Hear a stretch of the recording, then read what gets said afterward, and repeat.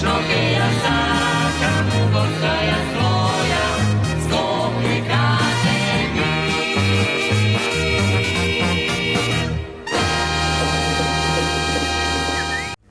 Градоначалникот на Скопје Орце Ѓоргиевски објави дека започна процесот на одгасување на депонијата Вардариште, оценувајќи го како клучен чекор кон нејзино целосно затворање и идна трансформација во современ мегапарк.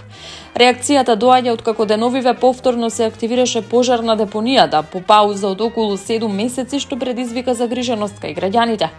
По овие случувања градоначалникот излезе на терен, каде што беше потврдено дека врз основа на претходно спроведена физибилити студија веќе се преземаат конкретни активности за решавање на долгогодишниот проблем. Како дел од процесот мапирани се вкупно 22 точки, односно бунари за собирање на отпадните гасови, што со години се акумулирале на локацијата. Овие интервенции имаат за цел да го спречат понатамошното ширење на штетни гасови, да го намалат ризикот од нови пожари.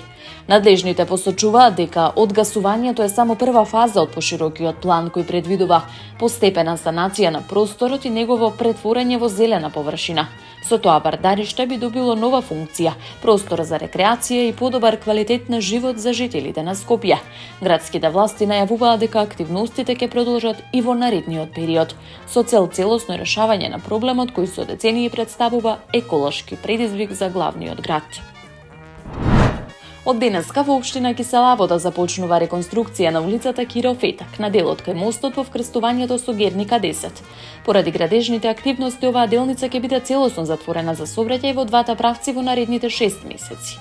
Од ЈСП Скопје информираат дека поради затворање ќе има измени во јавниот превоз. Автобусите на линиите 31 и 163 ќе сообраќаат по променети траси во зависност од текот на работите на терен.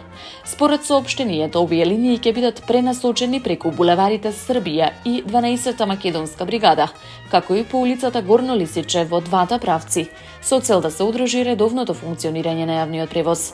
Надлежните апелираат до граѓаните да ја почитуваат поставената сообраќајна сигнализација и да користат алтернативни правци, со цел избегнување на дополнителни сообраќајни застои.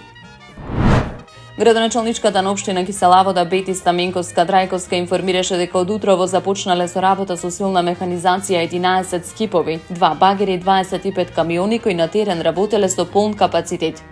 Таа посочи дека акцијата опфаќа над 10 критични точки на територија на општината. Со нивното расчистување не само што го враќаме убавиот лик на општината, туку пред се преземаме конкретен чекор за заштита на животната средина и здравието на граѓаните. Отстрануваме огромни количини отпад кој ја загадува почвата и природата во Припор, во Драчево, кај Теферич, кај Охис, кај селото Аџево и на низа други локации, истакна Стаменковска Трајковска. Во објавата на социјалните мрежи додава дека овој голем потфат бил резултат на заедничка работа, при што покрај нивните општински сезонски работници и екипите на јавните претпријатија, паркови и зеленило и комунална хигиена. Огромна благодарност ступат и до општествено одговорните компании кои се вклучиле и отстапиле својата механизација.